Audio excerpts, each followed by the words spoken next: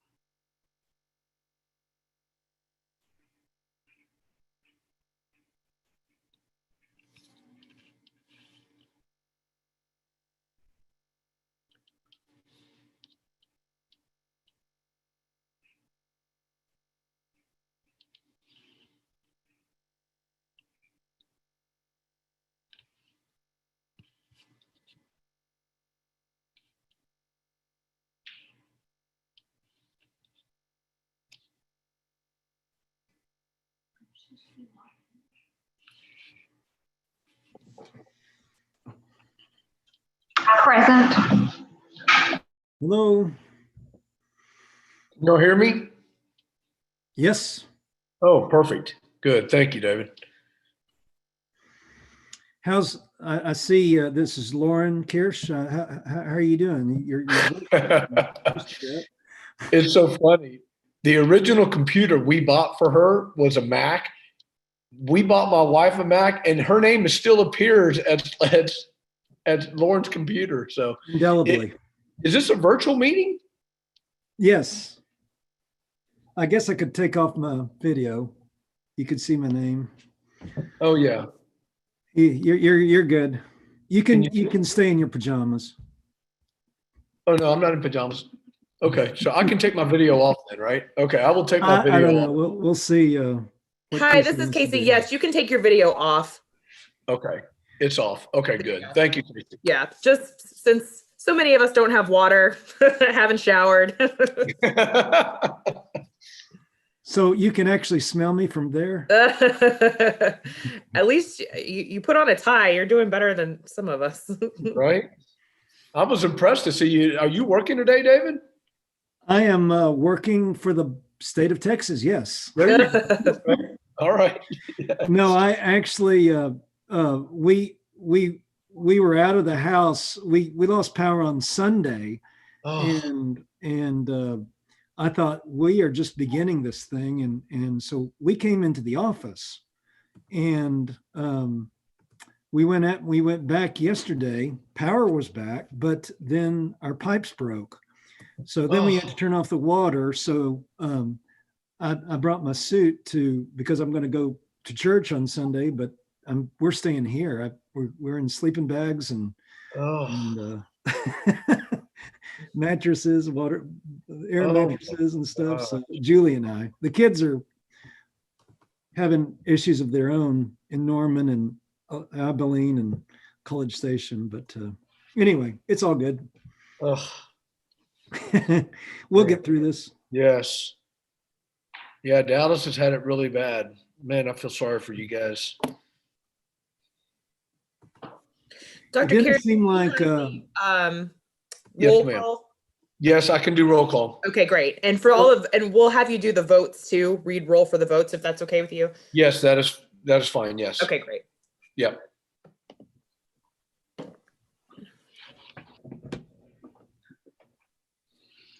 so I have 131. I don't know. I can't see who's on board.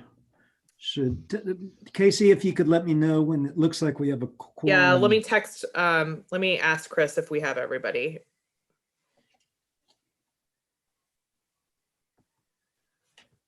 He is messaging me now. Yes, I'll say we're ready.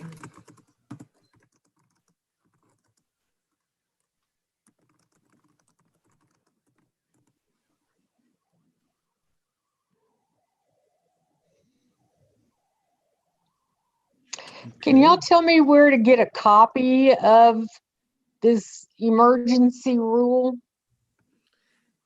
I will. The link to it's the same emergency rule that's linked on our website. But Lauren might also be able to shoot you over a copy. Okay. I I'll- read I'll through send it. you the Now I link can't right find now. it. Okay, thanks. Mm-hmm.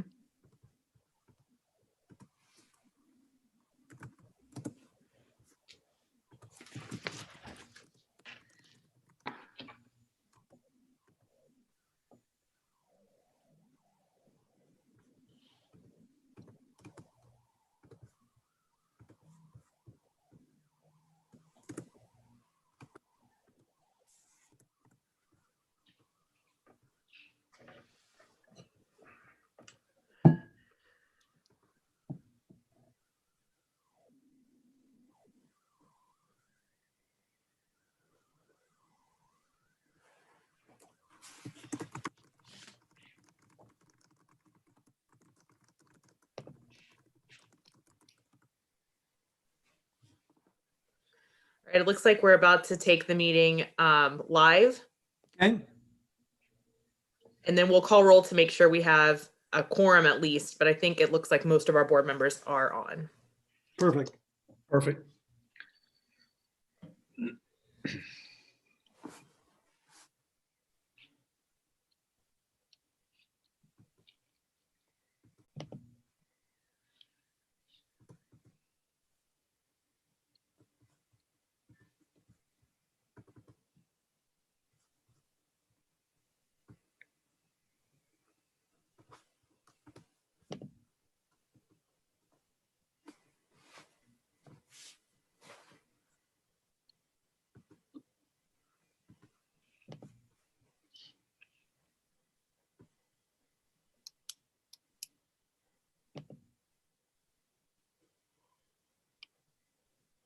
Yes, it does look like pretty much everybody is here. Good. For some reason, I'm on a Spotify thing.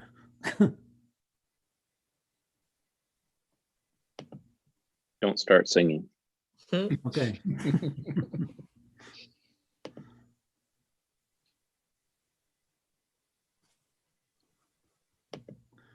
I'm going to go back and something's going on. So I'll be right back. Okay.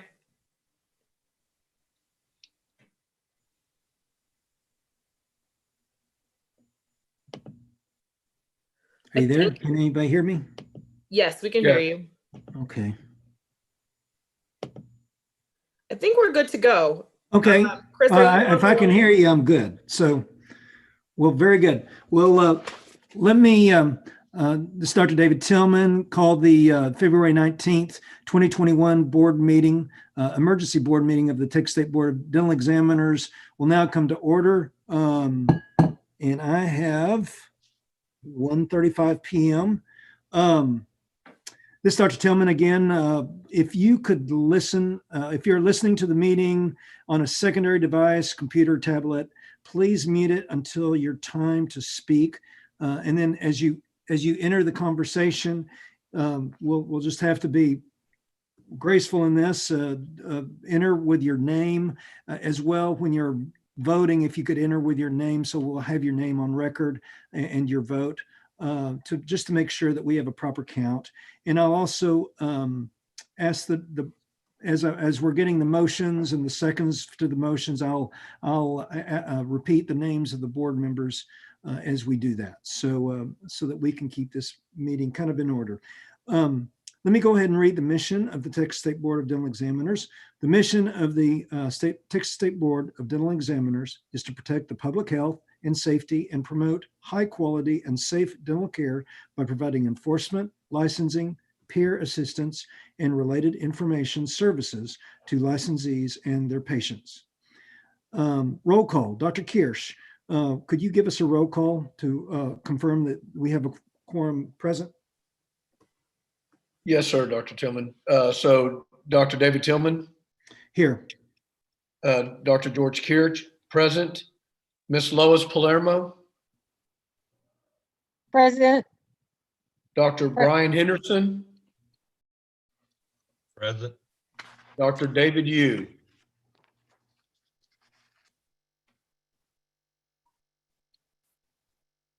Dr. David Yu, Sorry, I'm having technical issues. Present. thank you, sir. Dr. Robert McNeil, Present. Dr. Linda Burke, Present. Mrs. Lori Jones, Present. Dr. Margot Melcher, Present. Mr. Rodney Bustamante. Mr. Rodney Bustamante. Mrs. Catherine Sisk. Mrs. Catherine Sisk. Dr. Tillman, we have a quorum. Two Thank you, Dr. absent. Kirsch. Yep. We'll begin a discussion on possible action on Amendment 22, Texas Administrative Code 108.7, Minimal Standard of Care. To begin discussions, do I have a motion to accept? So moved. This is Dr. George Kirch. Thank you, Dr. Kirsch. Do I have a second? Dr. Yu, second. Thank you, Dr. Yu. Ms. Nichols, Ms. Studdard, could you lead us forward? Sure. This is Casey Nichols, and thank you, Dr. Tillman. So we're meeting here today to discuss our emergency rule 108.7. It is set to expire. It went through the first 120-day time period, and then we voted to extend it for another 60 days, and it will be up on February 20th, which is tomorrow. I thank you all for being here, especially under these unique circumstances that we're having. So this is the board's opportunity to go through the emergency rule, which again was initially voted on over 3 months ago, and take out any items that you no longer believe are relevant to dealing with the COVID-19 pandemic. We can add any verbiage that you would like. Dr. Yu did send some suggested language over to Lauren and I before the meeting, so we can walk you all through that. I believe that his changes were good and relevant and make sense. So is that where you'd like us to start, Dr. Tillman? Yes. So just to confirm, all of us have the a copy of this that we came into issued at 9/4 of 2020, and then the pertinent measures you've underlined beginning at number 16. So the discussion going forward is 16 on, continuing with till the end of that measure. So just to make sure that we're all on the same page. So that would be good. Could you, either Dr. Yu or Ms. Studdard, review suggested changes? Well, if I can talk, Dr. Tillman. This is Yes, thank you, Dr. Yu. Well, just and to clarify, just a point of inquiry. If we vote to extend this, is this another 60 days extension, or So this will be This will be considered an entirely new rule. That the rule that we're looking at and discussing now will expire and is not eligible for extension. So this will be an entirely new rule, which will be eligible for the initial 120 days and then another 60-day extension. I see. Thank you. So what's the advice of staff to extend it 120 days, or so in your opinion, this is relevant to be considered that 120 days, is relevant and necessary? Is that the recommendation of staff? Yes, Dr. Tillman, while we're still under the COVID-19 protocols from the governor's office, while we're still under the emergency orders, it's our advice that we should go ahead and do at least the initial 120 days for this updated rule. Thank you. Dr. Yu, you can continue. Oh, sure. If that's okay with Ms. Casey, for me to. Please do. Okay, thank you. So, a couple of the changes I thought about, because, they really are not relevant at this point. It really serves no purpose. Under 16A1, where it begins, each office shall create a COVID-19 procedures and provide dental healthcare personnel, etc. The next sentence, these procedures must include the pre-schedule screening protocol. And, under that, it seems redundant later on 16, continuing down, 16A8, okay, Roman numeral 8, develop and utilize an office protocol to screen all patients by phone before scheduling and during patient confirmation prior to appointment. So what that repeat, it's redundant, because in that first A1 talks about establishing a pre-scheduled screening, but we're kind of handcuffing our licensees by specifying by phone, when a lot of offices use either text, email, or a service, to pre-screen. And as a matter of fact, should we even consider that we still need a pre-screen before the patient even comes in? So that's sort of a separate, conversation on this. But, I at least my minimal suggestion is to delete 16A8, which is the pre-screening by phone.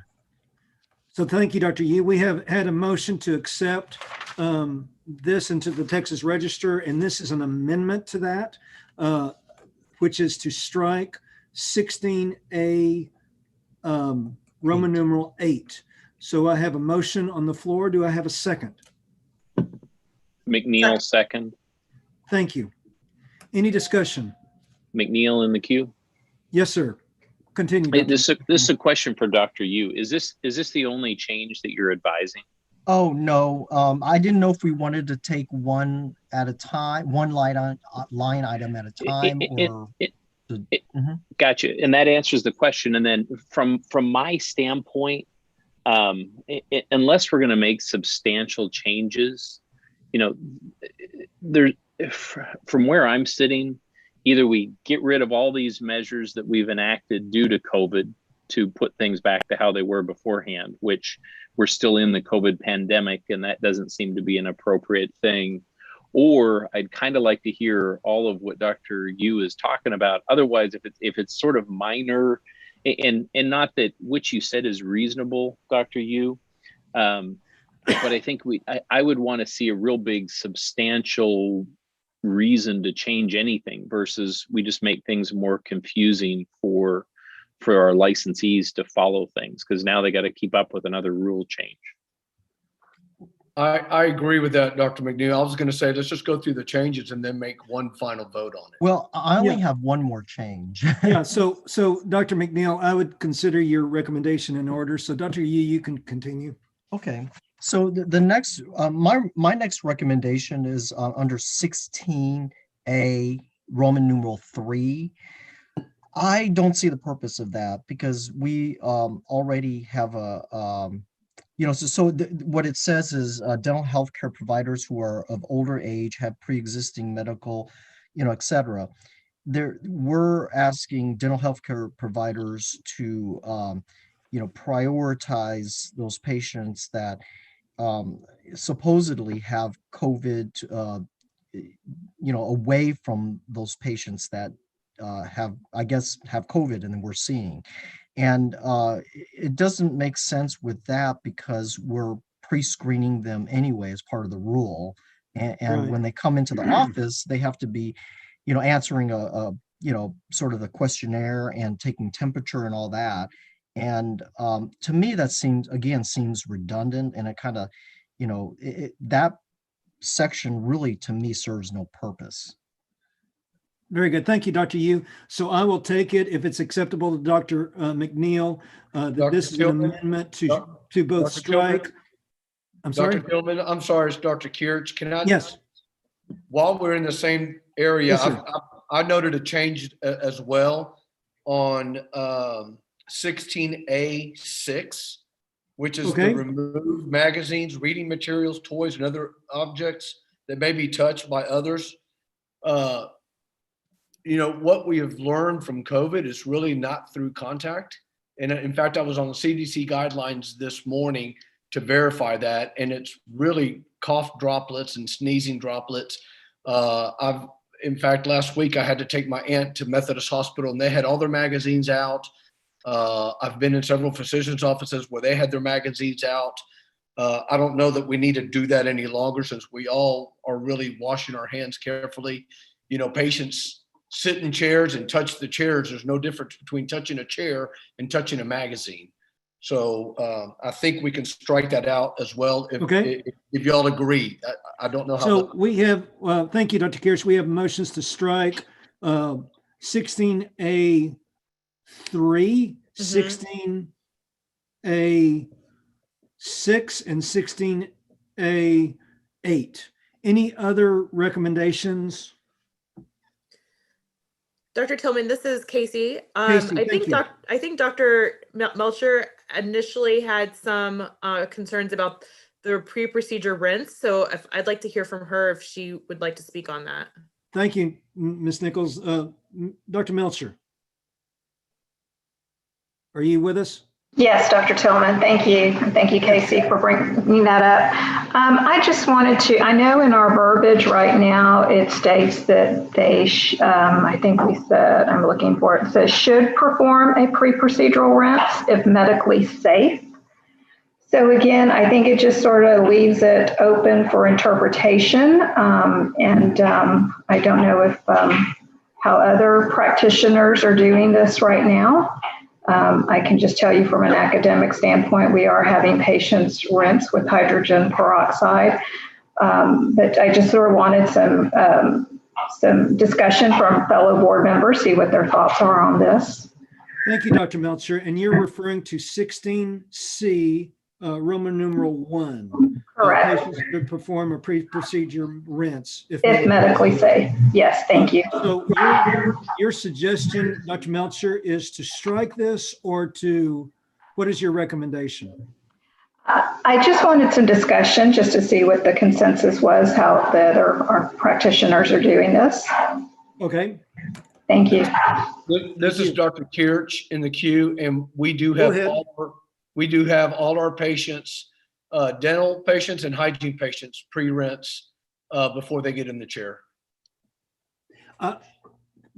Thank you, Dr. Kirsch. This is Dr. Tillman. We are having chlorhexidine. Y'all do, whatever there's no direction on specific rinse, but we're doing chlorhexidine. But yes, we're continuing to do that practice as well. This is Dr. McNeil.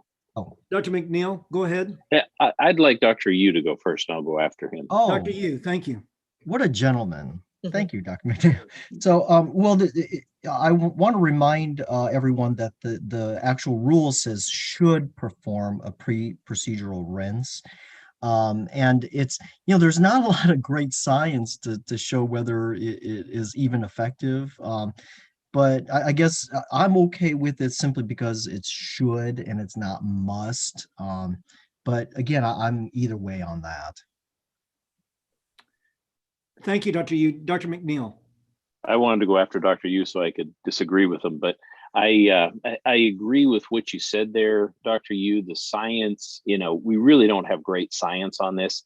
I'm almost inclined, if we're paring this thing down, to remove some things that we think are redundant or no longer appropriate. We already have in the guideline of following CDC recommendations. And if there's strong, solid proof on a pre-procedural rinse, it'll be in the CDC directive and guidelines. If it turns out that a study comes out next week and shows there's absolutely no validity to a pre-procedure rinse, then that would change in the CDC guideline, and I'd not like to have it in a rule. So from my standpoint, if we're striking things, it says should, I get it. I'd be in favor of taking it out. Thank you. Dr. Meltzer, what are your thoughts? I think that's what I was wanting to come out with about the science, the background, if it's evidence-based. And if it's not at this time, then I agree we should take it out then. And I'm just going to sort of throw this out there too about the taking out of the toys and magazines and things. And yes, it's all aerosol driven, but I sort of think about what if a child, has a runny nose or it's sneezing and you sneeze on a magazine or a cough, I know that's another rule line item, but just sort of throwing these things out there as we do need to discuss this when we present this back to the governor. Yes, thank you.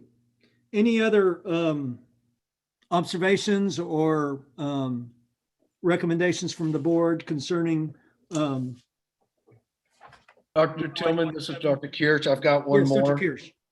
D1, it says instruct patients to contact the office if they experience COVID-19 symptoms within 14 days. Again, what we've learned is 2 to 5 days. Typically, if you are in contact with someone who has COVID, you're going to get COVID. I would suggest moving that to 7 days or possibly 10 and not 14 days. Okay, so what is your specific recommendation? I was going to leave it up to the board. I don't really have one. I would say 7 to 10 days, maybe 7 days or 10 days. 7 days. This is Dr. McNeil. I like 7 days. Okay, perfect. 7 days. Yep. Any other discussion about 16D1? Yeah, it should say 7 days. Yeah. Any This is other? Dr. McNeil. Dr. McNeil, yes. Looking at C Roman numeral 2. Yes. What is the general sense of, and I'd like to hear the opinion of specifically the hygienists in our group and Dr. Yu, the periodontist, about the use of hand instrumentation. Is it, and I know it says may prioritize, is it time to remove that? Should we keep it in there? It's a question on my mind. So let me comment just real quickly. I know that when the original recommendation came from the governor's office, that was a significant concern. So Ms. Nichols, so our recommendations will go back to the governor. Is that accurate? And he can up or down or add, or what happens after we make recommendations? Sure. With these emergency rule changes or rule updates, we do typically run them by the governor's office. And if there's something that they absolutely disagree with, we'll let you know. But Okay. but with the emergency rules, they tend to defer to the board because you all are the subject matter experts. Thank you. So Dr. McNeil, again, related to 16C2, what is your recommendation? I more or less just had a question for my fellow board members to see if it's appropriate to let that stand. Yeah, this is Dr. Yu. ever since the CDC has changed their perspective on aerosols in the dental field, specifically, that we're no longer needing to have time between patients, before the next patient goes into the op, for instance. There's been some not studies, but some empirical data that showed that aerosols are heavily, as far as COVID goes, they're, really diluted with, Cavitron. And, I still believe there's a risk there, especially towards the healthcare provider, more than, the next patient coming in or whatever. So personally, I think it should stay because there is the option to, prioritize the use of hand instruments or continue to use, the ultrasonics. I just don't want this to be a point of contention again, as it was between, stakeholders and the governor's office and all that. Dr. Yu, this is Dr. Kirch, and I concur with you. We back in July, that was lifted as far as having the doctors have the say-so, whether it was deemed necessary to use ultrasonic scalers.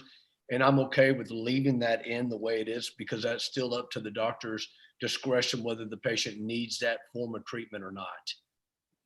But I agree with you. I'd say we leave the rule in. Mrs. Jones. Yes, go ahead.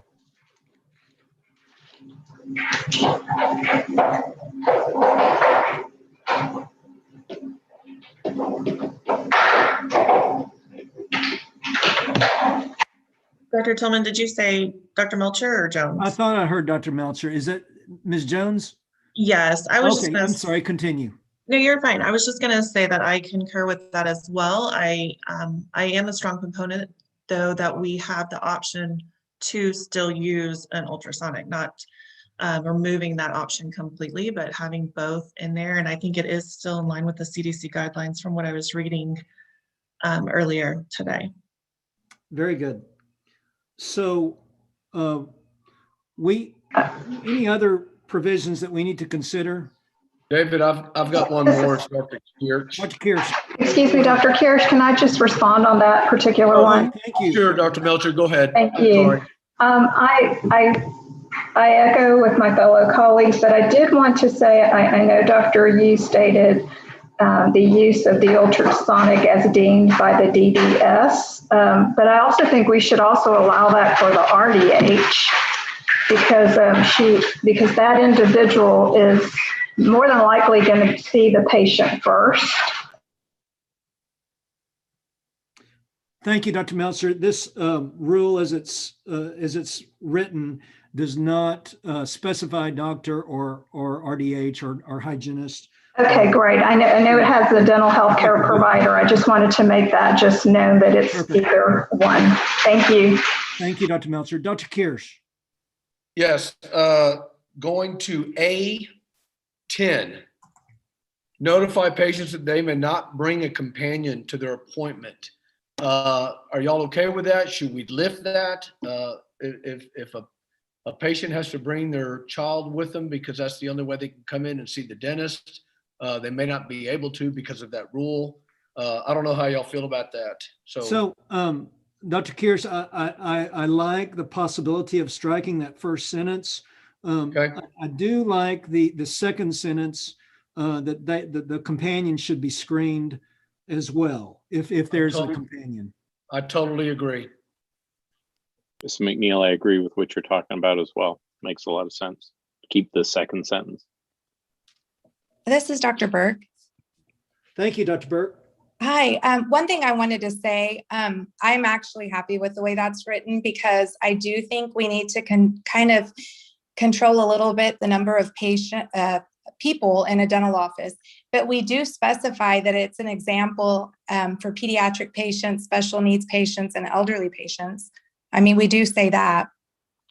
I think that it's important that we know or let the public know that we can't have excessive numbers of people come in. Because I know where I live, a lot of times it'll be the grandma, the aunt, the uncle. You know, I think it's important to kind of control that somewhat. This is Casey. If I could step in really quickly. Yes, Ms. Nichols, go ahead. Of course, each practitioner always has the option to, that could be part of the practitioner's COVID protocol to not allow companions. If the board so chooses to remove that first section under A10. Each individual dentist can still recommend that the patient not bring a companion, or that can be your own in-office rule. Okay, then I'm okay with that. I'm great with that. Okay. Thank you.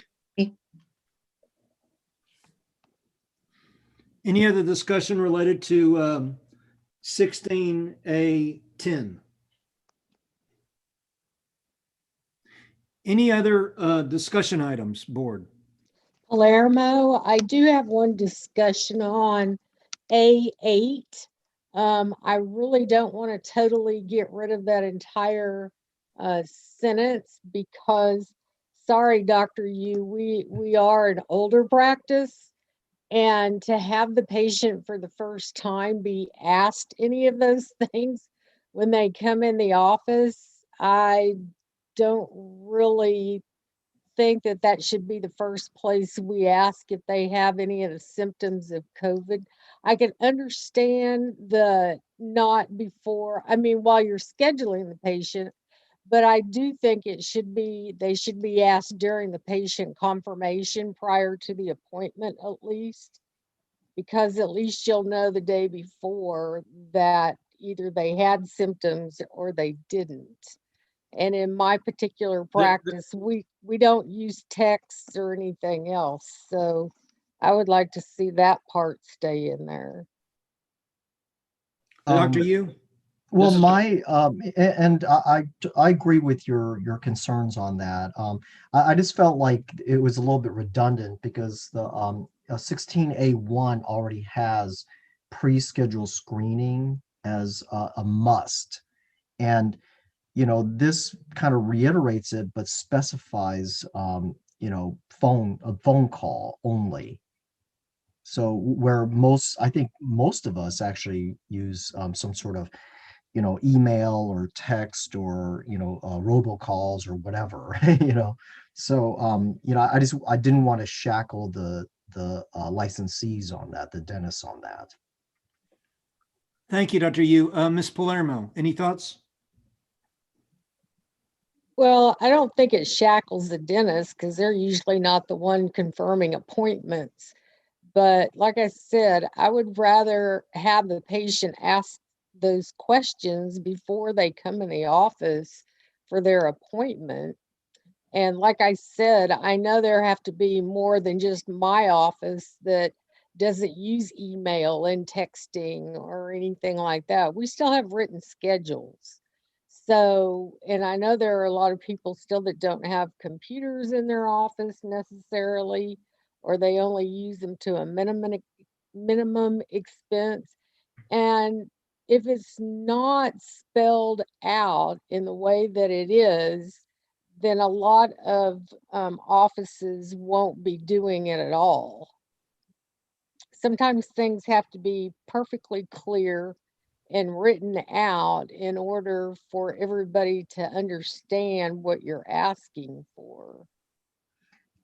How would the board feel about a friendly amendment then by eliminating under 16A8 eliminate by phone? This is Jones. I was actually going to say that same thing. McNeil, perfect, agree. Okay. Dr. Burke, I agree. Dr. You mean Kirk, I to agree. eliminate by phone? What do you mean? Well, the verbiage Screen by all phone. However, You mean by phone before scheduling? Just eliminate the words by phone, and that way it kind of opens up to, you know, however the practitioner chooses to Texting or email or whatever. Yeah. Right. So you would just leave it as during patient confirmation? prior to the appointment? It would read, This is- develop and utilize an office protocol to screen all patients before scheduling and during patient confirmation prior to appointment.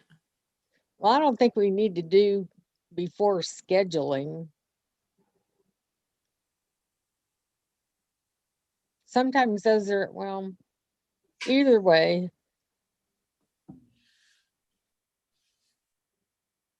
I mean, because the Well- important thing is that they don't come in the office having it. So what if they're scheduling at the time of their appointment, they're scheduling for the next one?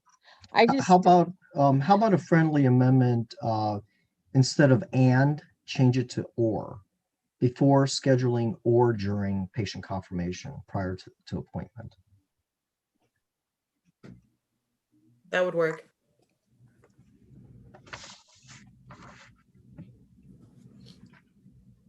This is Jones. Point of clarification for that.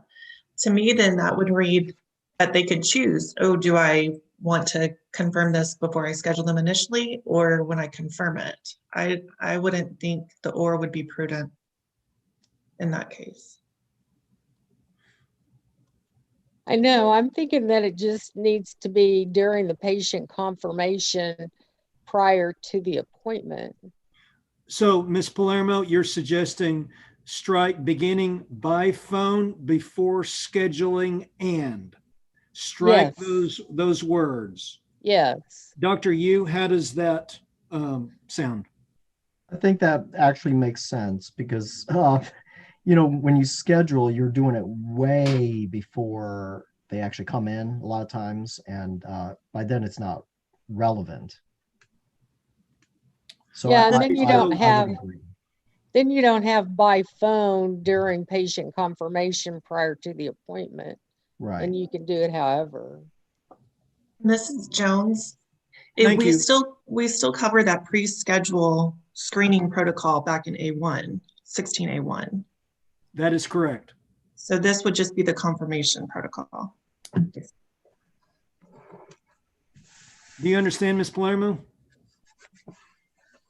Yes, I do. Okay. Sounds good. Thank you. Okay, very good. So, Dr. Yu, you made the original striking of Roman numeral 8.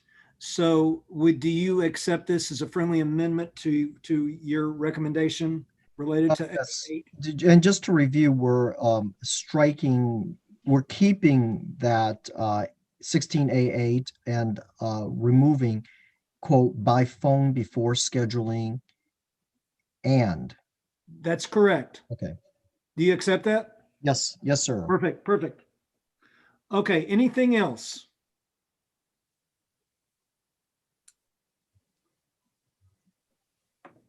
So let me, if it's okay, Ms. Nichols, to review what the board has done. And then if there's any objection to any of this moving forward, we will take it out of this amendment and consider it separately. Otherwise, we'll consider all of this on a vote up or down. So I have the board is considering amendments to the original 108.7 related to the lines that are underlined, striking 16A3, striking 16A6, modifying 16A8, striking the words by phone before scheduling and, striking the first sentence of A 16A10, striking the words notify patients that they may not bring a companion to their appointment unless the patient requires assistance, pediatric, etc. of the first sentence, and also striking the word also in the second sentence. And then also striking 16C1 and 16D1. No, excuse me. Modifying 16D1 from 14 days to 7 days. Ms. Nichols, is that accurate? That's correct. Ms. Studdard, is that what you also have?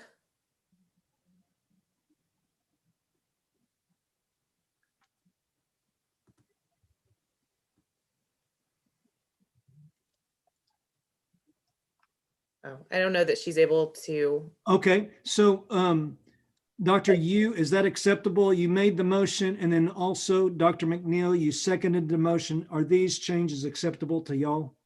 Yes, sir. Yes, McNeil. Thank you. Any further discussion on this before we have a roll call vote? Seeing no discussion, Dr. Kirsch, could we have a roll call vote of these changes? Yes, sir. Dr. David Tillman, In favor?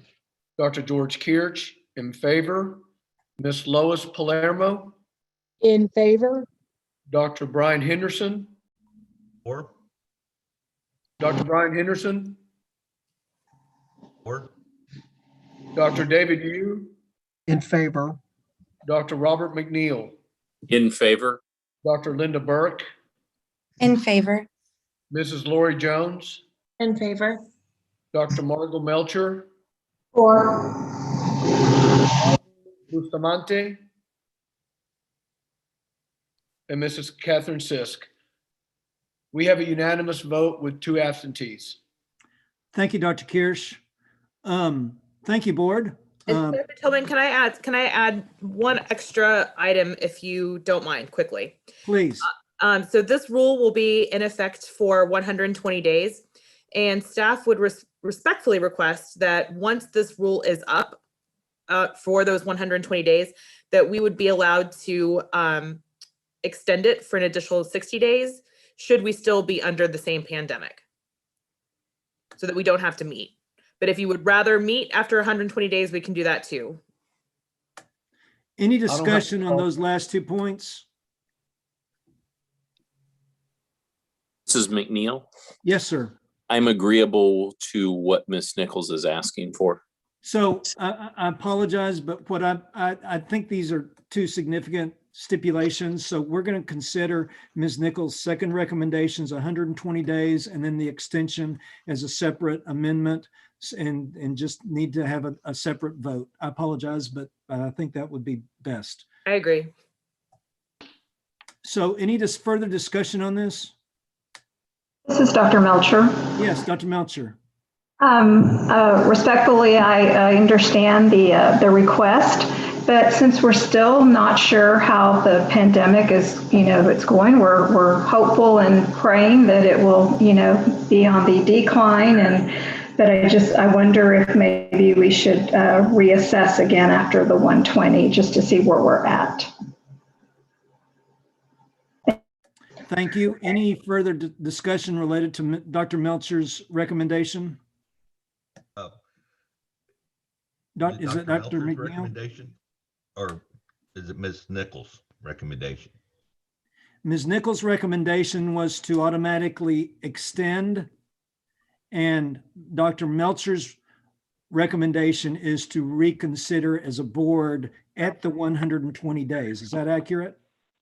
Well, so did we have, I didn't know if Ms. Nichols' motion, you said you were keeping it separate. So we're in discussion. I would speak against it. I think the board should reconvene because there may be more things we need to strike or add. We have in the emergency rule the language that if the governor says the pandemic is over, our 108 that we originally had is back on the table. So I think we need to keep our finger on this and after 120 days and reevaluate it. We will have a full board meeting before then. So Dr. Henderson, you're in support of Dr. Melcher's recommendation? Correct. But to deny Ms. Nichols extra 60 days. Right. Point of clarification. Dr. McNeil, yes. Point of clarification here. If we take no action right now, we reevaluate this in 120 days anyways, correct? That's correct. Okay. So, and I did not make a formal motion to support what Ms. Nichols was talking about. Frankly, we have a recommendation. I need a motion related to Ms. Nichols' staff recommendation. Well, David, why do we need a motion if this rule is going in for 120 days? Is it automatically 120 days, Ms. Nichols? It is, unless the board, as I don't remember who said it, but unless the disaster declaration is lifted by the governor's office, then it Yeah. automatically lifts, or unless the board reconvenes to discuss it. Otherwise, it'll just be good for 120 days. So we don't have anything on the table. That was just a recommendation being made by Ms. Nichols. Correct. So there was no motion made, so we don't have to do anything. We've already voted on this and it passed. So we'll reconvene in 120 days if we have to. Which will As be it the stands, June I'm 19th. sorry, go ahead, Ms. Nichols. Oh, I'm sorry. That will be in June, just FYI. Thank you. So as it is, this is a recommendation for 120 days, not to extend automatically unless the board has a recommendation to modify or amend. And if I see no recommendations to that effect, then we do not need a vote, do not need any further discussion, which is what Dr. Kearse said. And Great. so do I have any other recommendations? This is Casey, not from board staff. Thank you. Okay, well, it looks like we've made some modifications. And where do we go from here, Ms. Nichols? Ms. Studdard will go ahead and upload the new rule, because this is a new rule now, to the Texas Register, which unfortunately they're closed today, but the rule doesn't actually expire until tomorrow, so it's fine. And it'll take effect immediately. And then we'll start counting the 120 days. But there's no other, it will update the website and send out an email blast to notify all of our licensees, but there's no other action for the board to take. We'll unless something should change between now and mid-March, we'll just see everybody at the next board meeting. So thank you, Ms. Nichols. Just a point of information. So let's say in 50 days or 100 days that the governor decides to lift the restrictions, would that automatically require us to come together as a board and lift our restrictions? Is that accurate? If the disaster declaration is lifted, we would not need to reconvene as a board to lift that rule. Very good.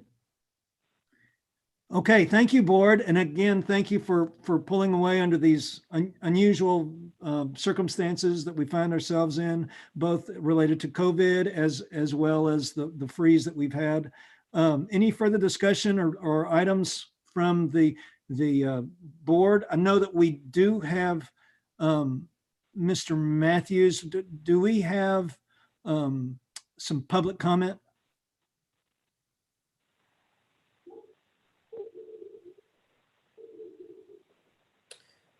We did have one public comment, but they did not wish to speak. They just wanted their information shared with board members. And Thank that you. information was shared with you all before the meeting. Very good. Thank you. Any other board comments? Seeing none, do I have a motion to adjourn? This is Dr. Kirch, so moved. Thank you, Dr. Kearse. I have a motion to adjourn. Any second? Second, Palermo. Ms. Palermo, all in favor by acclamation? Aye. Bye. I Very good. Again, thank you, board. We are adjourned. I have 2:18 p.m. Thank you again, board. Everybody stay dry, stay safe, and we'll see y'all in March, hopefully. Yes, thank you very Stay much. warm. Yes. Thank you all. Thank thank you. Thank you.